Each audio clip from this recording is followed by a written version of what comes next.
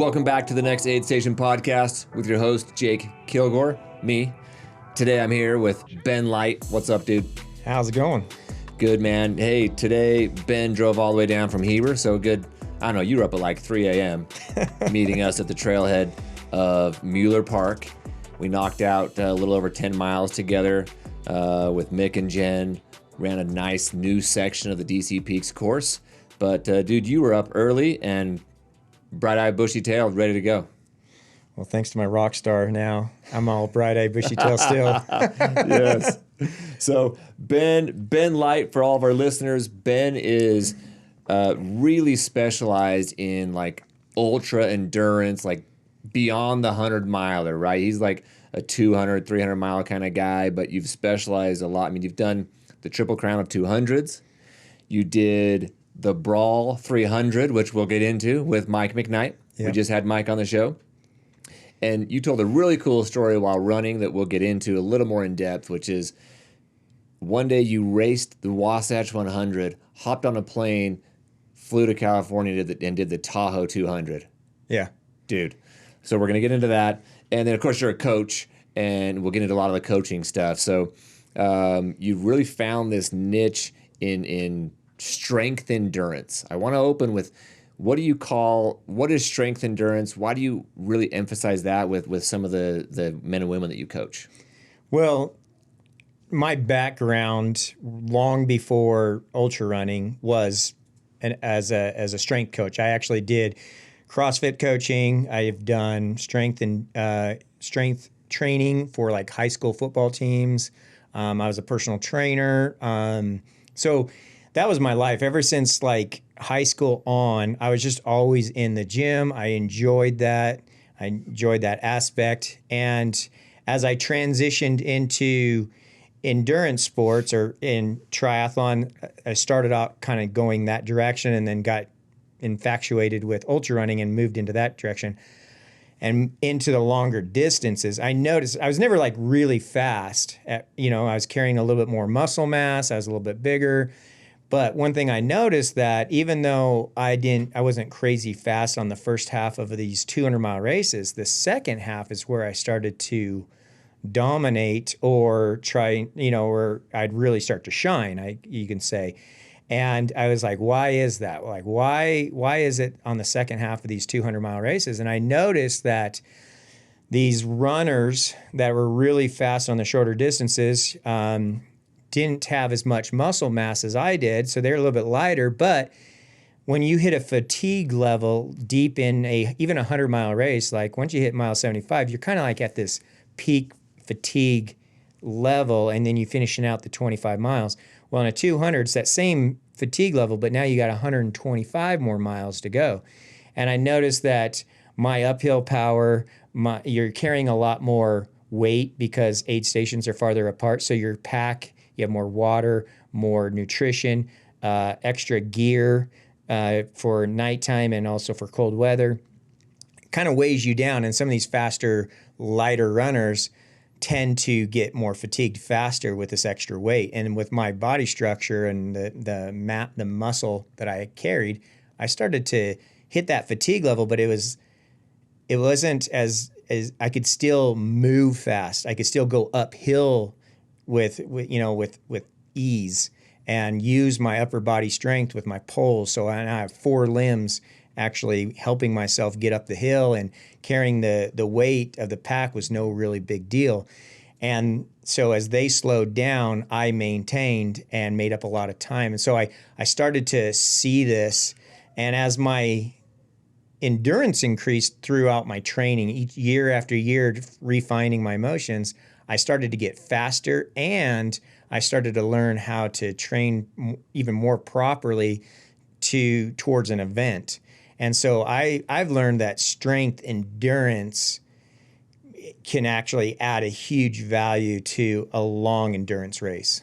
I love that you have called it strength endurance and not strength and endurance. Yeah. You've combined it and said, this is one thing. Yep. It's strength endurance, right? So you have this teeter-totter explanation that you give that like as early on in your training, more weights, heavier weights, and then the pendulum swings. Yep. Describe that. So let's just take like a 6-month training build up to like a 200-mile race. And what I would do is I'd basically divide it into thirds. So 2 months, 2 months, and 2 months. And it's easy for this example. So the first 2 months, you're actually building strength. So you're actually doing more weights in the gym on the lower body and actually running a little bit less outside and more flat surfaces. So you're just getting turnover and everything and shorter distances. But it's all volume. When you're doing weighted legs, when you're doing squats or deadlifts, Bulgarian split squats with weights or whatever you're doing a volume of like building that muscle and breaking it down, just like if you were running high miles.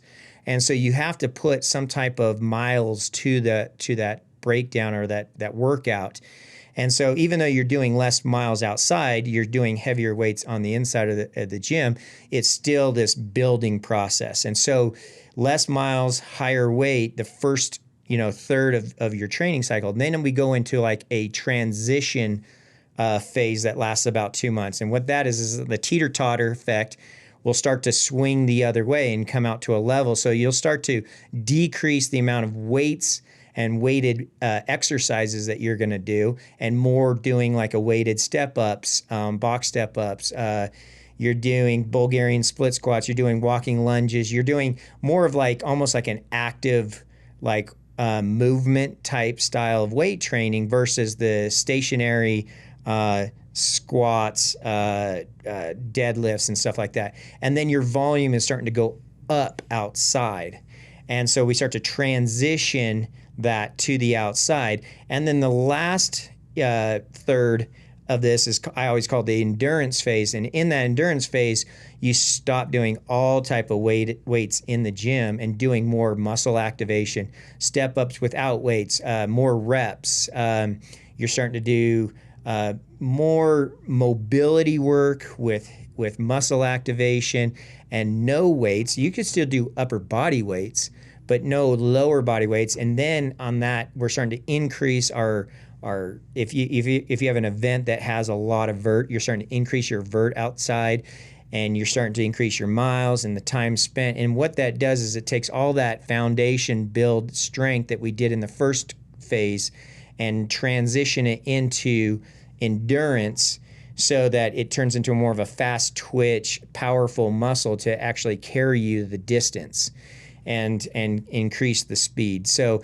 it's like this that teeter-totter that we talked about. It just basically heavy loaded with weights at the beginning, and then it swings to lower weights and more running in the second half. So while in that first phase, are you doing more days in the gym per week? So say it's 5 days, and then phase 2 is down to 2 or 3 days? Yeah. So I'll do, typically I can gain size, muscle mass, and I can gain strength with 3 days a week. Like 3 days a week is really all you need. You go up to 4, you're probably really not doing much running as much outside. And it's just, you don't really need 4 days a week in the gym. In this scenario, we're not like bodybuilders or power lifters or anything like that. We're athletes, running athletes, endurance athletes. So we don't need to put on huge amount of size, because that means you have to take a huge amount of size off to transition. So 3 days a week in those first 2 months. And then in the transition phase, the next 2 months, I'll go down to a 3-2. So I'll actually go into like a 3 days 1 week and a 2 days the other week. So then you're running 3 days outside and then 4 days outside, and you're flip-flopping between that. You're still doing the same amount of miles, but you're breaking it up between 3 days and 4 days. And that miles are slowly increasing as you're going through that transition phase into the endurance phase. Once you get into the endurance phase, you go down to 2 days a week, just each week. When you go down to 2 days a week solid through that phase, and your miles are going to go up, you're going to notice a decrease in overall strength. It just happens, because a lot of that volume outside takes away, even from your upper body. You'll start to decrease. I always say you decrease about a 20% off of any type of PR. So if you're, up to 200 pounds on the bench press, you're slow for like a set of 10. you're going to slowly come down to like 180. You're going to feel the difference. You're not going to be able to hit those PRs anymore with only 2 days a week. But what that does though, from a body composition standpoint, is I've always noticed that my body and other my clients is your body is like, it's like evolution in a way, and you conform to your environment, you adapt to your environment. And so if you were to stop lifting weights completely and just run, your body's going to say, I don't need this muscle mass anymore. I don't need it. I'm going to just burn it up and eat it for fuel and become more efficient in my running. And you're going to lose what you gained. So by doing at least 2 days a week, you're telling your body, hey, 2 days a week, I'm still going into the gym. I'm still using these muscles. I can't necessarily lose them completely.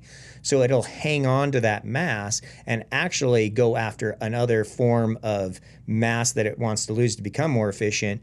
And one of that is obviously fat. So you're going to decrease your body composition of fat, and you start to really lean out and trim out. And I have a lot of my clients just going, I love the way I'm looking because I'm still carrying some good muscle mass or definition, but I'm eating away and I'm looking like a good physique going into my race. And they actually really like that. And then coming out after their event, they can put on that extra strength really fast. Within a month, they're back up to their PR and going above it. So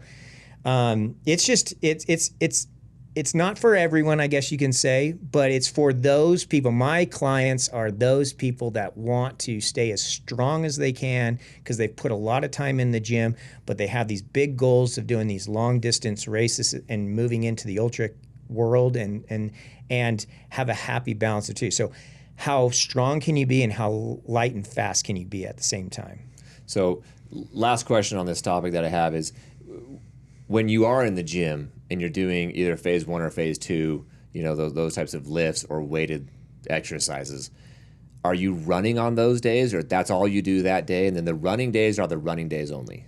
So we still run 6 days a week, but what it is like in the first phase, I'll assign, if somebody listens to this podcast, they can just map out their own training and it'd be perfect for them. But what I do is like I'll assign them say a 10-minute warm up. So about a mile, on the treadmill, and then maybe a 10 to 20 minute cool down, depending on where their fitness is when they come to me.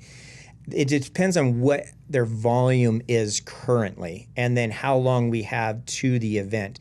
That all dictates like how much volume I give them. Well, and the type of event and how much experience they have. There's a lot of factors. But that, not to take away from what you're going to say, but that's why, like, as a coach or anyone listening, like, this information is gold. Like, you only take so many clients because of the way how deep you go into their specific needs. And it's not like someone can just go write their own plan, because there are so many variables and a decade of experience that you have that people, that's why they want to hire you. You provide so much value to them. Yeah, so I send out them a Q&A basically when they come to hire me, and it basically gives me an idea of where they're at today. Like, how much do they go to the gym? How many miles are they doing? And then what event? So we build a customized program based on their current fitness and what event that they're going to actually go do. So if they're going to go do Hard Rock, it's going to look a ton different than if they're going to go do the Pony Express, flat. And so whatever event that they're going to do and what that vertical profile looks like and what that event looks like and what they're faced with, then the build is completely customized to them and their current situation. And so it's, it really, that's the difference, is it's not pulling hey, how to go from couch to 100-miler, and you pull a plan off the internet and it just gives you miles each week. Because I don't actually even go by miles. I don't even assign miles. I assign a time. And so we're increasing our time spent running, because one person's time is going to be different than another person's time based on their fitness and their speed. And then also, if they're training for Hard Rock versus Pony Express, the time, their vertical profile in their training week is going to look differently. And if you're running on a time and it's going and you have a lot of vert in there, you're going to have a lot less miles because it's going to slow you down.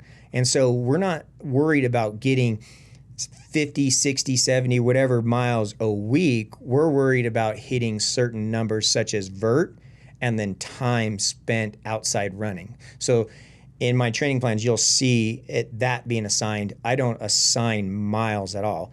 I do look at each individual's stats, especially off of Strava or off their running, and see what their average pace is during how much vert and get a percentage. And then I factor that in to the assigned time. So one person might be having, get assigned 12 hours this week, but somebody else might be at 18 hours this week, depending on where they started and then what the event is. Yeah. I think that's a common mistake for the average runner, which is like most everyone, right?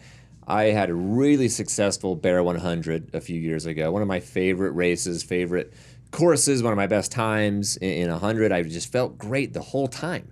And so then I took that training plan and I did, because I enjoyed it so much, and increased it a little bit, made a few tweaks.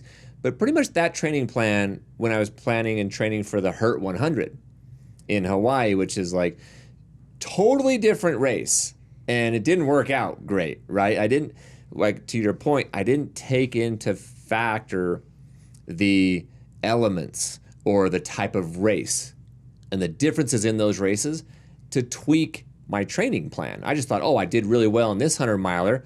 I'll just do that again for the next 100-miler, even though the courses are totally different, the humidity, the heat, all of that, like everything's just different. So I think that's a great coaching point that you bring up. I think a lot of listeners, a lot of ultra people are like, oh yeah, I should probably like tweak it if I'm gonna do, this 50K versus that 50K, because they're totally different, right? You got this one with vert, or this one's flat and it's fast, and then tweaking, making those adjustments. So I want to talk a little bit about, because the Wasatch 100 is right here in our own backyard. Yeah. A lot of listeners, a lot of people talk about Wasatch. It's coming up next month. It's about 4 weeks out.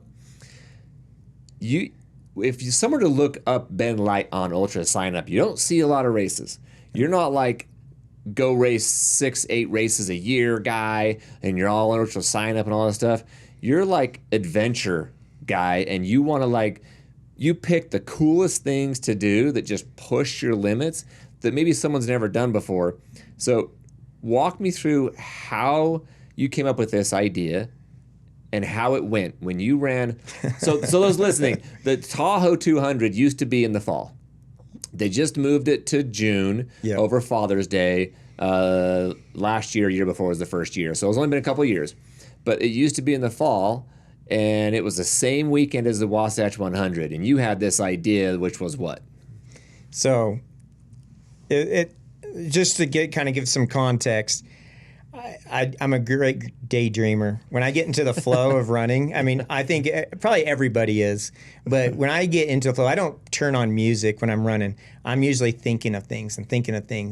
And I was having an awesome race at the Bigfoot 200, and this is the year of the first Triple Crown that me and Mike did together. It's the very first year of the Triple Crown, and so I was in the first race of this Triple Crown, and I was running the Bigfoot 200, and I was in the flow, I guess you can say, just thinking to myself. And one of the hot topics that people talk about when they meet me in the Utah area and they find out I'm an ultra runner, the first question they ask is, "Oh, have you done the Wasatch 100?"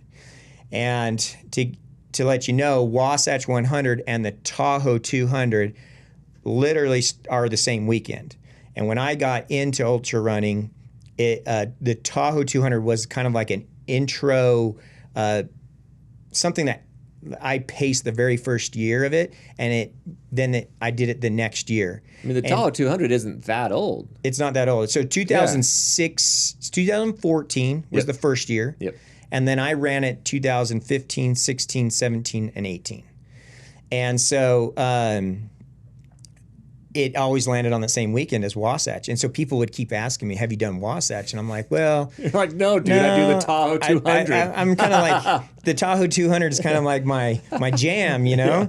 Yeah. And so I'm like, so I'm sitting here in the Bigfoot 200 and I'm running and I'm like, okay, well, and it's just math. I'm just doing this math and I'm like, well, the Tahoe starts at 9 a.m. and Wasatch starts at 5 a.m. on the same morning. And there's an hour difference between the two time zones. And I'm just like, I'm finishing Tahoe with more than 24 hours to spare, from the time limit. Mm-hmm. And obviously a 24-hour Wasatch is a very stout Wasatch.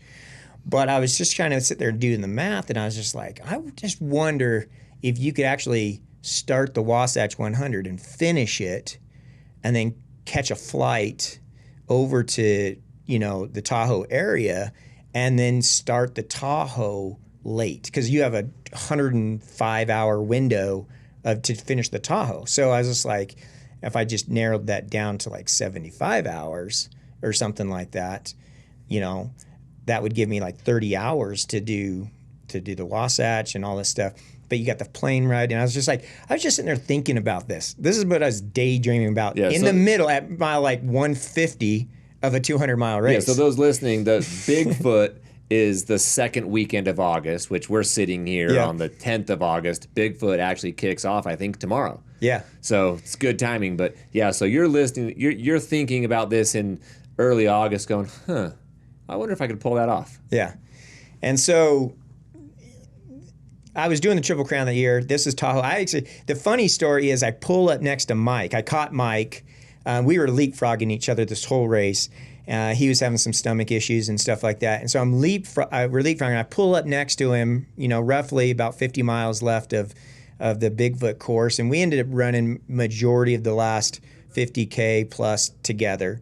And I'm like, hey, Mike, I got this idea. Let me run it cross stitch. Just trying to take his mind off of, because he was in a bad place at that time. You always share different bad places, highs and lows. And I was like, I got this idea. And so I ran this idea across him about doing the Wasatch 100 and then flying over and doing the Tahoe 200. And I just remembered like the reply in his voice is like, that's the stupidest idea I've ever heard. and coming from like someone deep into a 200 is like, that's the last thing you were thinking about is doing something bigger or better, like more doing grand. Another one. Yeah. Doing another one. You're like, I just want to get this done. And then it's usually like a day later before you're wanting to do it again. So I just dwelled on that. So what I knew I needed to do was first make sure that Candace, the race director, is okay with me coming in and running her race. Because you'd be starting a day late. I'm starting a day late. And if you think about sweepers go through and they pick up the flags. Aid stations. The aid stations are shut down. So here's some hurdles that I need to overcome. Mm-hmm. And so I actually approached Candace at the next race at Tahoe 200. And I said, hey, Candace. And I was just like, what do you think of this idea? And she kind of looked at me like I was crazy. But she's like, she actually was like, well, if you could put that together, I guess we could talk about it, And I think coming from her, she wanted to make sure there's no liability standpoint of me running a race when they're taking down the flags and stuff like that. So we talked about it afterwards, and she's just like, okay, I'm okay with it. So what the next hurdle is, obviously Wasatch is a lottery. So I registered for the Wasatch and happened to get in. So now I'm in. This is for 17. Yeah, so this is going to be for 17. Yeah. Or no, for 18. Okay. So this was 17 was the first year of the Triple Crown. Yeah, that's when you and Mike McKnight both did the Triple Crown that year. Yep. Yeah. Okay. And so like I'm like, okay, hurdle 1 is Candace, got her blessing. Hurdle 2 is getting into the Wasatch 100, got in. Hurdle 3 is probably the plane. I knew I couldn't like drive to Salt Lake, catch a Delta flight over to Reno, mm-hmm. and then drive up. It's kind of like all that time spent. So I was thinking, I really need to optimize this. So a private plane out of Heber, which the race at Wasatch ends like 3 miles from the Heber airport, and it's a pretty decent sized airport. And then there's the Truckee airport, which is pretty close, the closest airport to the race start. And so I just decided to, I started looking around, and Lindsey Vaughn, the ski racer, has a charity, and they were auctioning off a 2-hour flight on Up, is a corporate private chartering company was offering a 2-hour flight. And so I started asking my flight friends that this King Air 350 is what they're using, and they're giving away a 2-hour flight. Can a King Air make it? Will it make it? And they're like, yeah. It was like dead on a 2-hour flight from Heber to Truckee. And so like I started to bid on this silent auction, and I ended up getting it for like, I had already quoted a price from another chartering company. It was going to be like 10 grand. So I actually got it for like half the price. So yeah, we came out of pocket 5 grand, but to make this happen. But, you know, we got a flight. So now I'm like, this thing's happening. Holy crap. This thing is happening. So now it's happening. It's set up. It's all set up. What was your time? So that's your first time running Wasatch. Yeah. But you know the mountains, you know the range, but you've never done that race. I'd never done the race. I knew I had previewed the whole course and sections and training runs. That was actually that year was the second hottest Wasatch on record. And it was a crazy amount of drops. And I got sick. I was puking pretty much from Big Mountain, Big Mountain all the way to Brighton, pretty much. I was puking every 5 to 10 miles. That's the toughest third of that race. Right yeah, there. It was hot, and I made a couple of poor nutrition choices, ate a bunch of olives, and then drank the juice, and then things happened. And there's a documentary out by Ultra about the whole event that follows it along. If listeners want to kind of pull that up, just search Wasatch Tahoe Project, and you can follow that documentary. But what's not displayed on that documentary is, yes, I was puking, but I was also in every porta potty between Big Mountain and Brighton. Which, if you're listening, that's a 50K. That's 30 miles between. I was Big pretty Mountain much just Brighton. letting loose both directions. Let's say it that way. So you ended with what time? I ended up with just over 30 hours. And you were probably planning on a little faster. 26 was my goal. So the private plane is just hanging out. Yeah. So the private planes, we were worried that it was not going to be there. And there's actually some more drama involved, I think, because they outsourced the pilots and stuff. They told me that we can't take off because of the heat.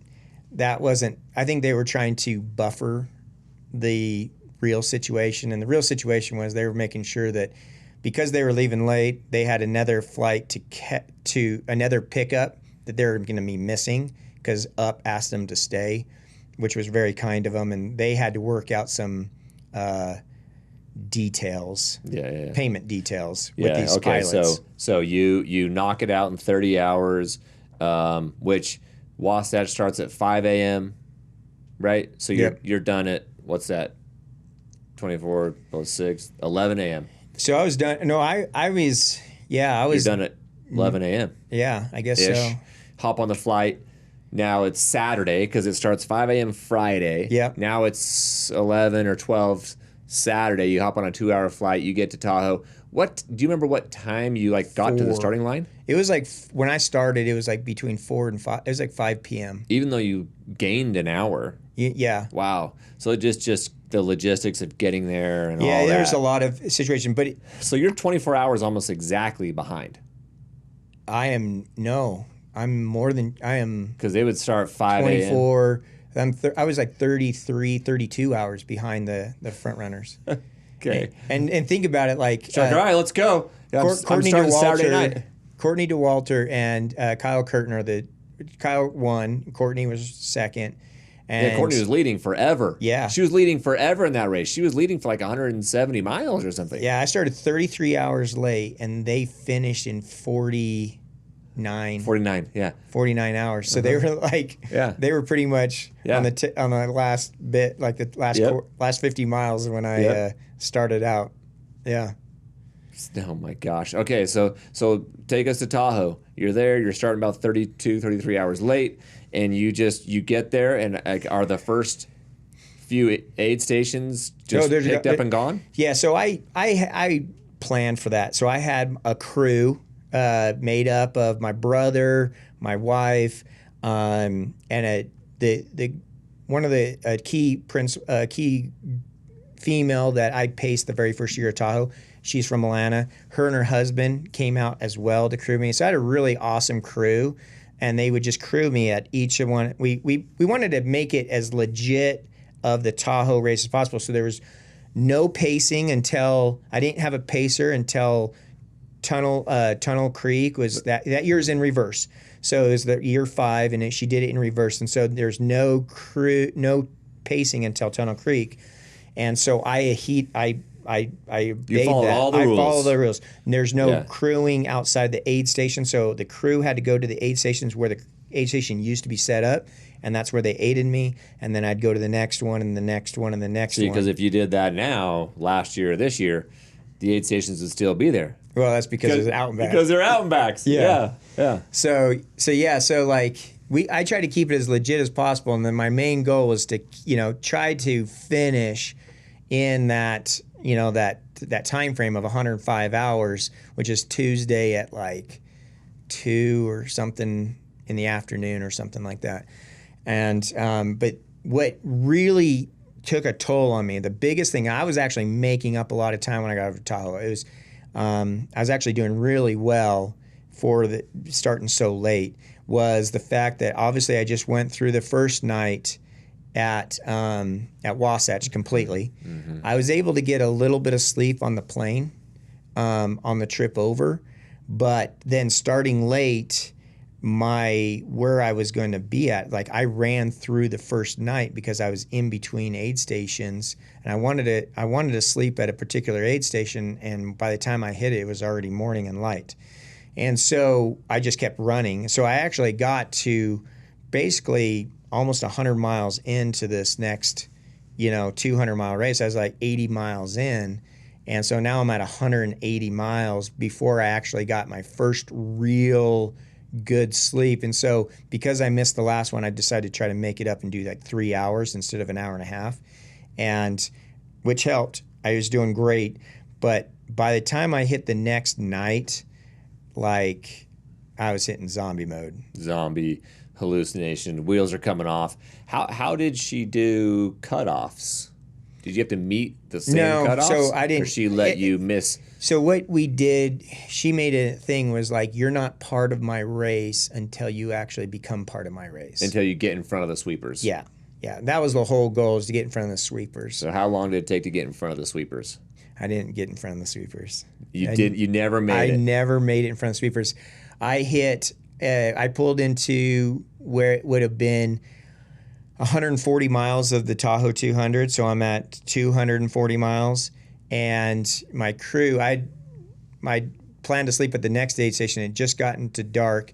I hit a really bad place. I don't know how to explain to anybody that's never felt the level of sleep deprivation, but it actually feels like your brain is like literally that commercial of your brain's on drugs, and it's a egg frying on a frying pan. That's what it feels like. It is a mind-numbing feeling, and it just demoralizes everything about your body. And I hit that as the lights turned off, and I asked my crew if I could sleep, and they were trying to do the best thing. They were trying to stick to the game plan, and they're like, you're like literally 2 hours, which is, I was like not even 10 miles behind the sweepers. I was that close to the sweepers. And but that means you got to catch them and then stay ahead of them and not sleep. And not sleep. And so it's just like one of those situational things, but like I tried. I took a bunch of pre-workout, like caffeine, thinking that might be able to help, and it made my mind work, but my body, or to an extent, but my body was still it was just like a weird feeling.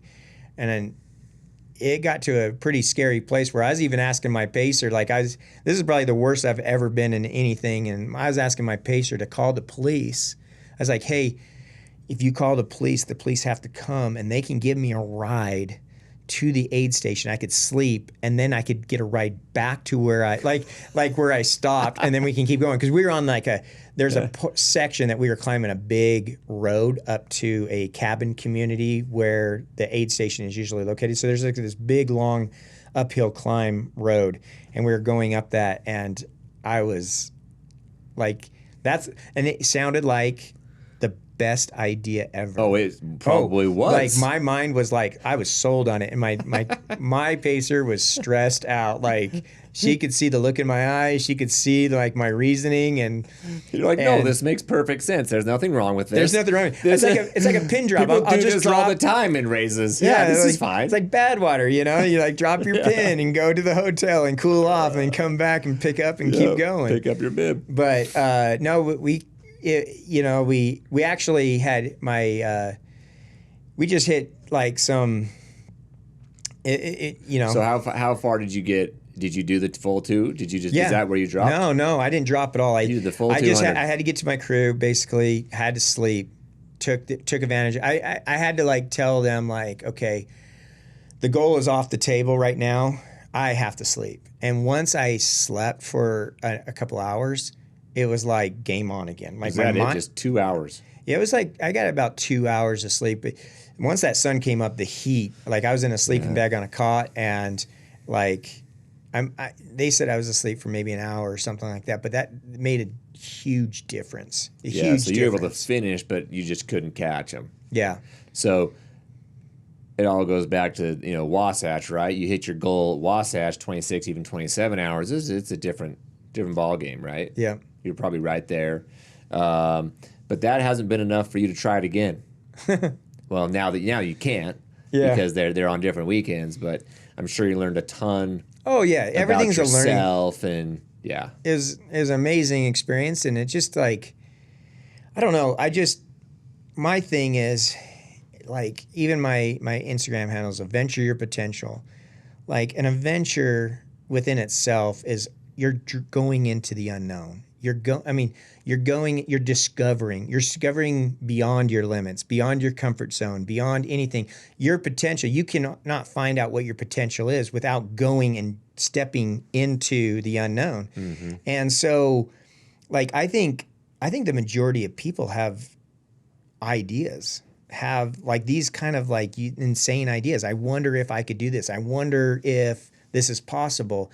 But there's a lot of people that don't act on those ideas because a lot of times they throw up their own barriers, or they're a lot of times they're afraid to fail.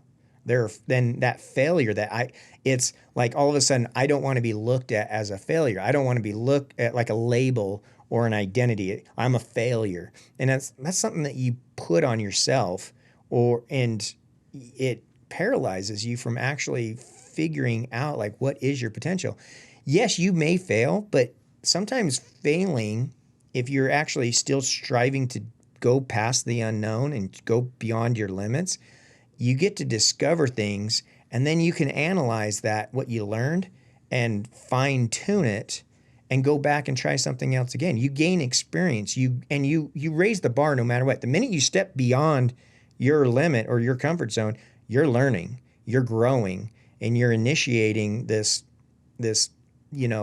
experience. And so then if you can take that and apply it to the next and the next and the next, you're going to come out way farther more potential than if you just never even tried. And so, I mean, that could be look at even just a race. I mean, it could be like can I do a 50K? Can I do a 50 miler? Can I do a 100 miler? Can I do a 200 mile? You don't know until you actually go try it. So go try it. Stop being, you only have so much time in this life.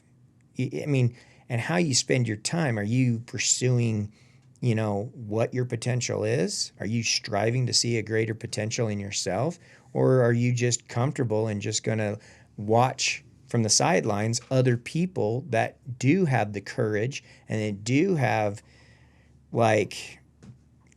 this desire to actually go out and discover it? So I kind of come back to and I come up with these ideas and I just go, I wonder if, and what do I need to do to make this happen? So, and I just start doing it. So very well said.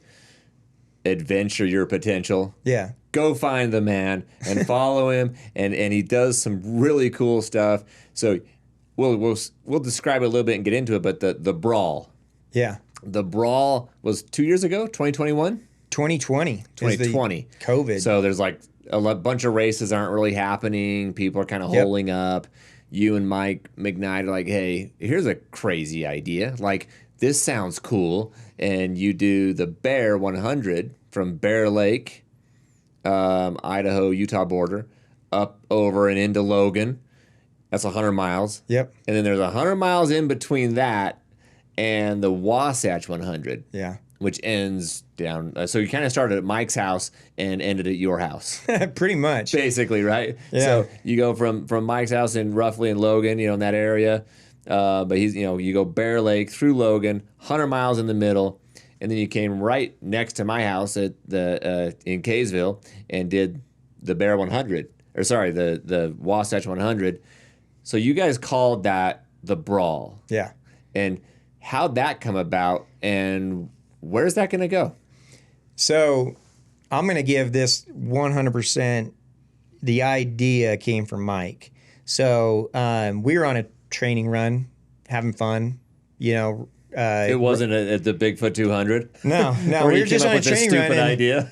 And he's like, it'd be cool is if we could like run the Bear 100 and the Wasatch back to back. That's kind of like the thing, and like. Or maybe even like run it, like he was just like, I wonder if we could like run one and run the other. And I was like, and we were kind of like thinking maybe you can run from one to the other. And we were kind of like talking about it. And then, it was just a chit chat back and forth. And I think through that conversation, we're like, well, if we wanted to make it continuous, maybe you run the Bear backwards because it goes from west to east, but we need to go from east to west to then come over. So maybe we run the Bear backwards and create a route to link up the Wasatch and then run the Wasatch 100. Wouldn't that be cool? And we kind of talked about it, but that was the extent of the conversation during this run and stuff like that. And I just my wheels were freaking turning. So like within a day or two, I'm shooting him a message with. I sat there on Strava or like on building the route, and I shot him a route to link the two up. And I'm like, check this out. And we were coming up short of 300 miles, and we're like, how can we make this 300? So, I mean, through a process, back and forth process, we were proposing different route ideas. But one of the main goals is we wanted to get it at 300. So we're trying to pick routes to that link up. Would be 100. That would be 100.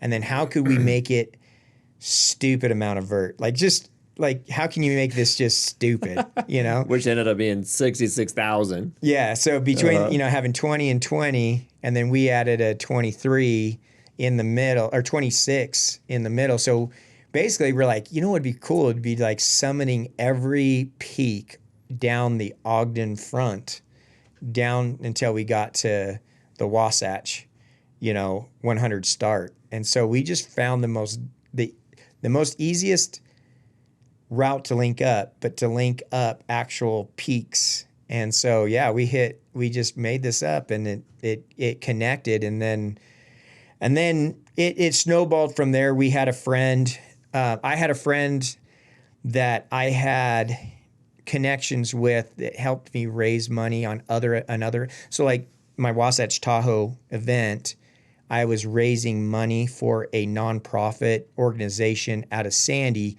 that helps individuals that get neurological injuries. The organization is called NeuroWorks. So it's like a physical therapy center for people that have brain injuries or spinal cord injuries.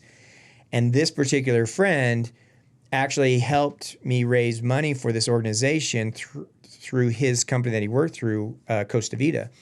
Well, between all this, he was a triathlete, and he actually got hit on his bike and became a paraplegic during this accident. So now here's a guy that actually helped raise money for this organization, and now he's going to this organization for rehabilitation because now he has a spinal cord injury and a paraplegic.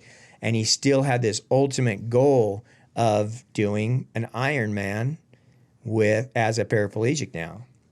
And so like I asked Mike, I said, hey, what do you think about if we took the Brawl and we with all the attention that we could probably drum from it, people are going to want to watch us run this.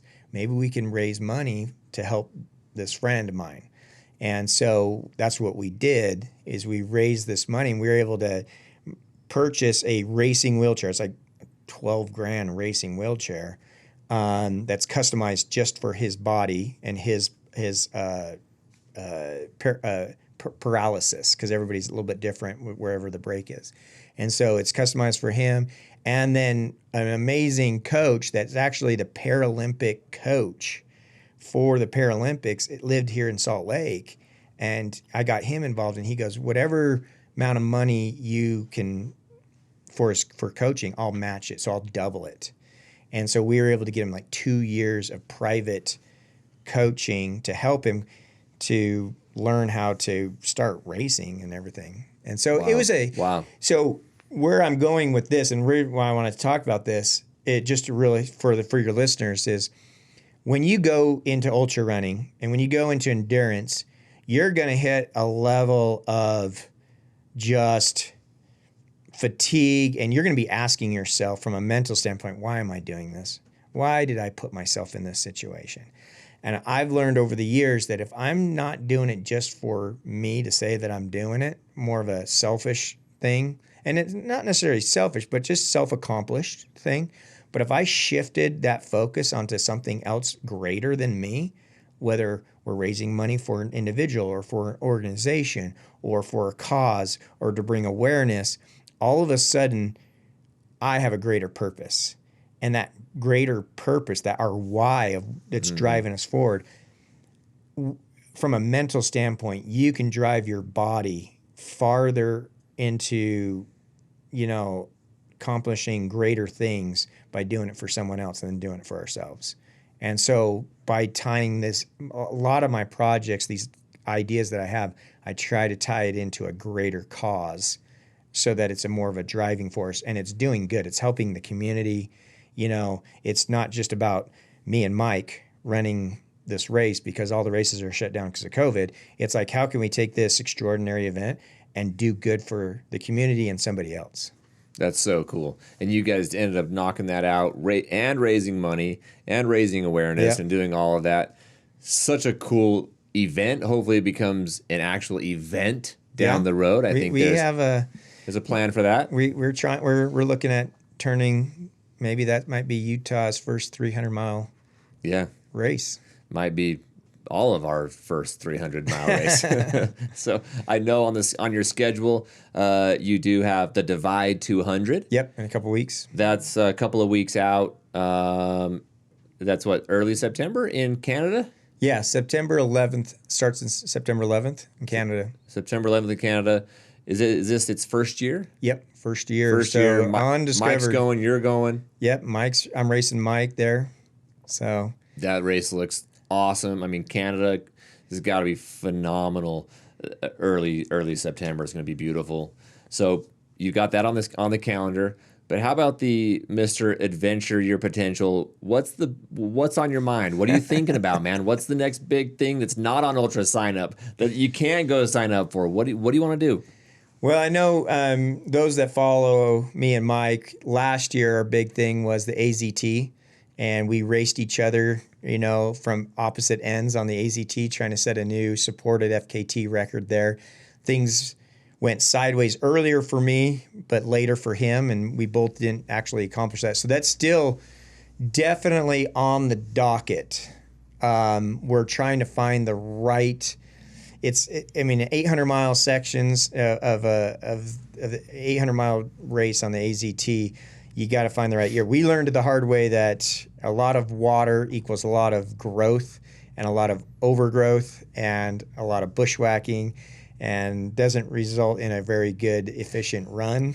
Especially if you're going for time, right? If you're going for time and stuff like that. It's not a through hike. You're not just say you're getting it done. I'm trying to actually set a new record. So we're kind of keeping an eye on that. Obviously it's a big undertaking and a big commitment and stuff like that. So that's still always on the forefront of our mind.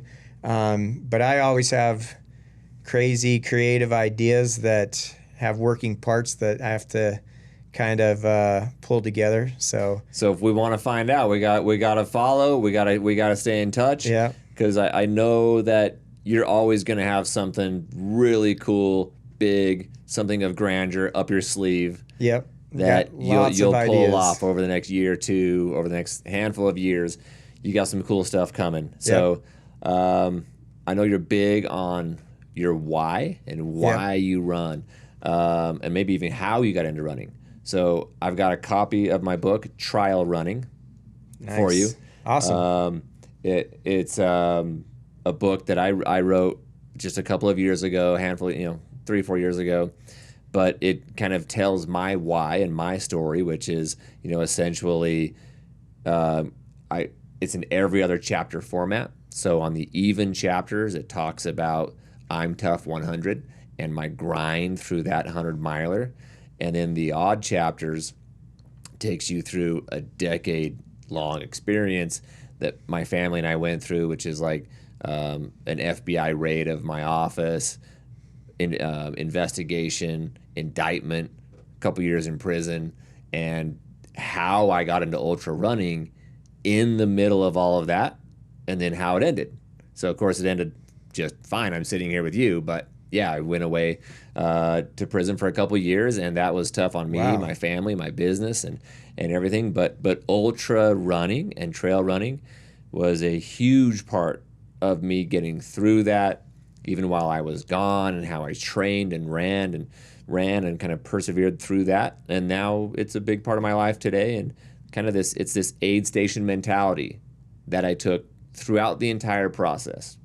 It's not you're going to show up and toe the line and knock out all 200 miles all at one time, but I'm just going to get to the next aid station and just get me there. Let me sit down for a minute, give me some water, give me some food, maybe got to take a nap for a second, whatever, and then get up and go to the next aid station. And eventually, one foot after the other, you'll get to the finish line.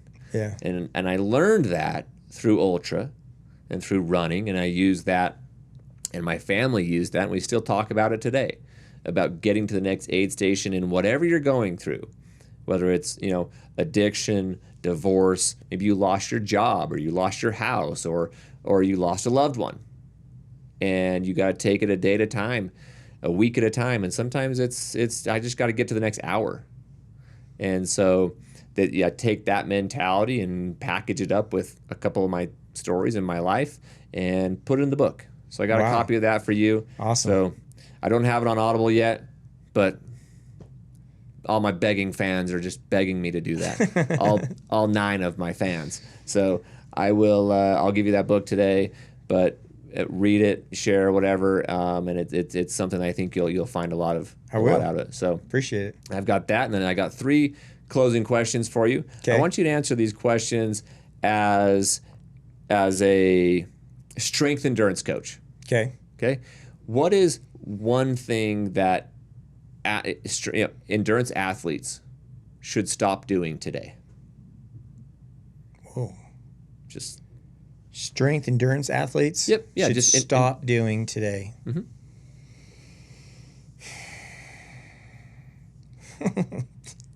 You could have prepared me for that one. Stop doing today. Okay, I'm going to give you another one, and we can cut this out. We can cut it, and I'm going to give you what they should start doing. Okay. Stop doing, and what we should continue doing. Like, what are we doing well? So I can start with any one of those, and we'll go in those 3. Okay.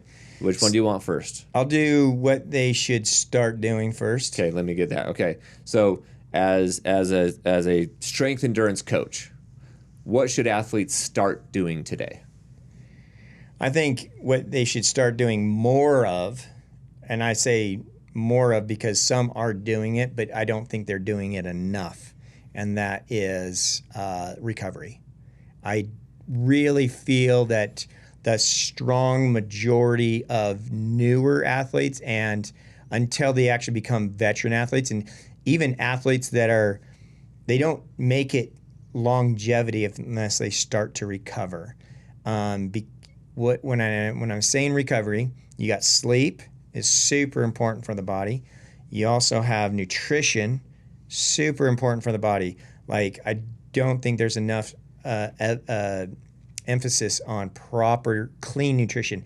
And I'm not talking about go keto or go low carb like I am, or go vegan. I'm talking about eating clean. Like, I think vegans eating clean, keto eating clean, anything clean eating, you're going to be far more with the ability of recovering than someone going to your fast food, going to processed foods, going to processed sugars, going to, anything like that as a way of convenience. You might be conveniently eating some calories, but you're just putting just trash into your body. And if you think, you're going to go as a car, if you have a sports car, are you going to go fill up with just regular unleaded gas, like trash gas?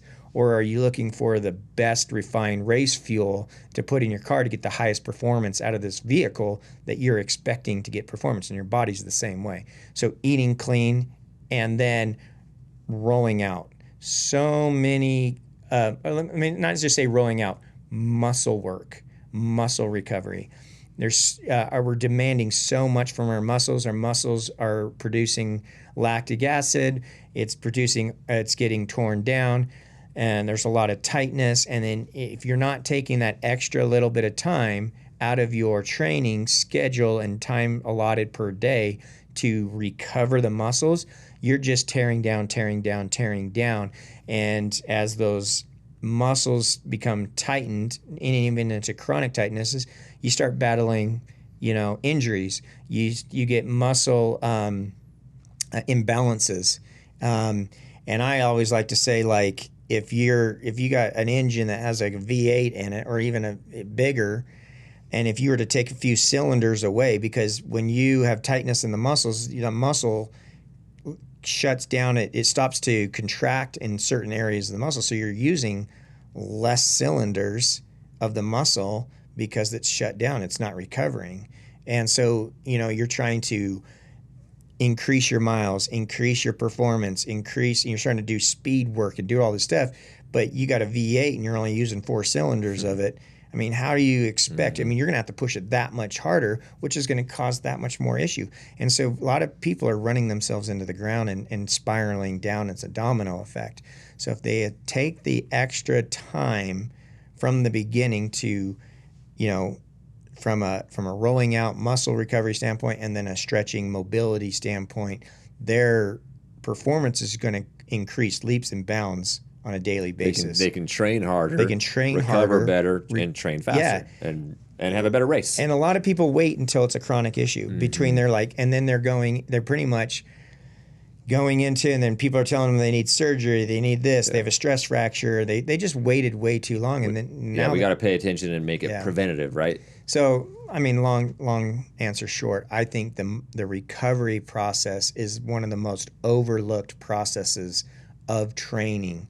And that's and it's not until you get into the veteran state that you learned from experience that you need this to be adapted into your schedule. Love it.